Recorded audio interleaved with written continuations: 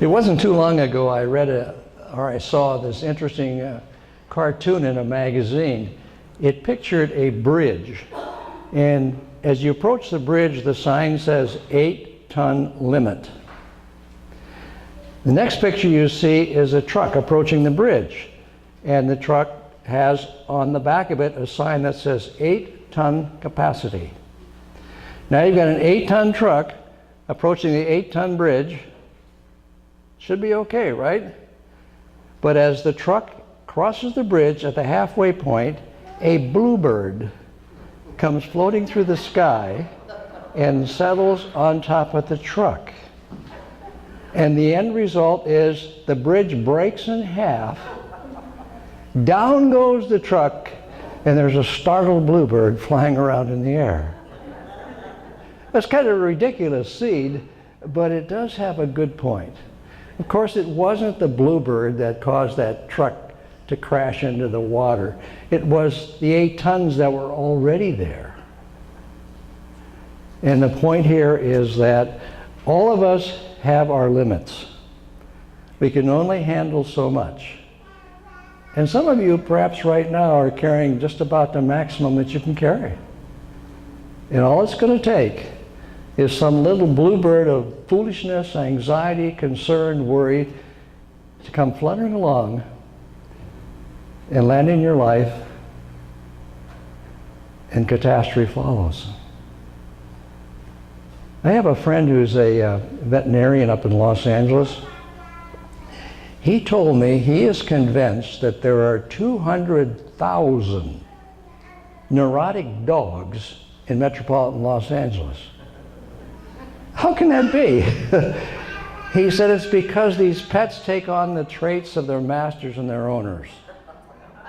And you've got a culture filled with anxiety-ridden people worrying about this and worrying about that. Not only does it impact their families, but it impacts the family pet.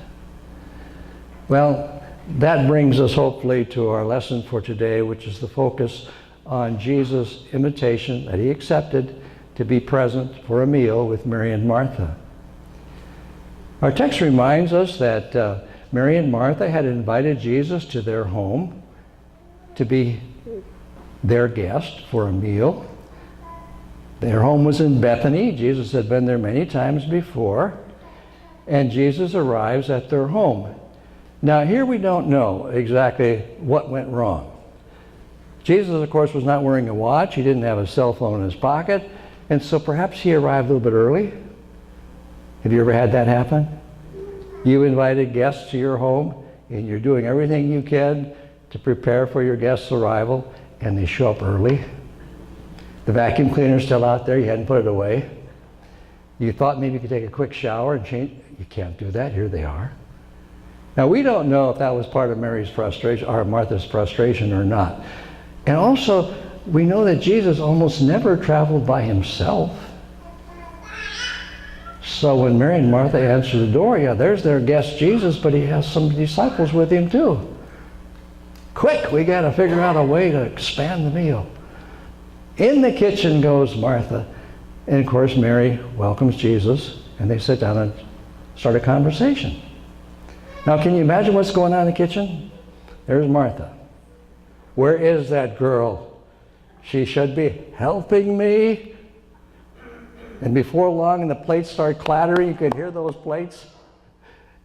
And then the cupboard doors start slamming. Mary, no Mary. Oh, the door bursts open. Here comes Martha with her hands on her hips. She approaches Jesus and she said, "Will you tell that girl to get out in the kitchen and help me?" How does Jesus respond? Martha, Martha. Whenever a name is spoken twice, it's always a term of endearment. He's not angry with her. We picture Jesus now reaching out both his hands. He takes both of Martha's hands. He says, "Martha, Martha." He's smiling. In a sense, he's telling her, I know where your heart is. I know you really want to be a wonderful hostess, but you're going about it the wrong way. What I really want is some time with you and your sister. That's what I really want. this meal in the kitchen, that's secondary. I appreciate the effort you're putting in, but it's secondary. And of course, poor Martha gets kind of a bad press at this point, doesn't she? And yet, think about where the church would be without a Martha. Where would La Jolla Lutheran be without a Martha? Martha's the one who knows where the coffee pot is. Martha's the one who knows where she can pick up some extra TP when the roll is empty out there. She's the one who's certain that there's going to be somebody caring for the children in the nursery. She's the one who's going to make sure we've got some delicacies on the table here for our guests. Every congregation needs a Martha, and most of our congregation need a whole lot of Marthas. But in this particular case, Martha slipped in making a mistake. Here, I think, is the way we can understand the mistake Martha made. Years ago, when I was a student pastor, and all of us were required to spend a year as a student pastor, and my assignment was Grosse Pointe, Michigan. It was a wonderful opportunity, and I enjoyed being there. And when I would ever get an invitation for a meal, I never, ever would turn it down.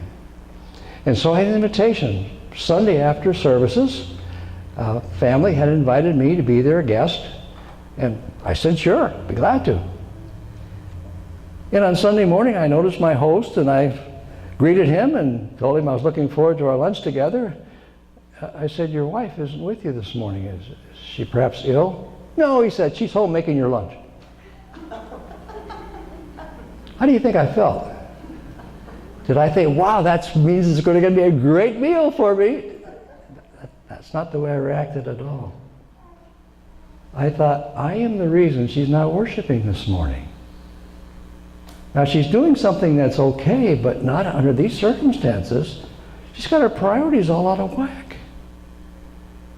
Doesn't she realize that I won't enjoy that meal nearly as much when I think that she wasn't worshiping this morning because she was trying to take care of me? It doesn't make me feel very well. Well, I think we can catch the similarity here between Mary and Martha and Jesus' reaction to them and what was going on at the time Jesus was there. I remember some time ago attending a time management seminar, which I learned a powerful lesson. The person who was making the presentation was standing up behind a table, big table, and he had on the table a jar, about that size.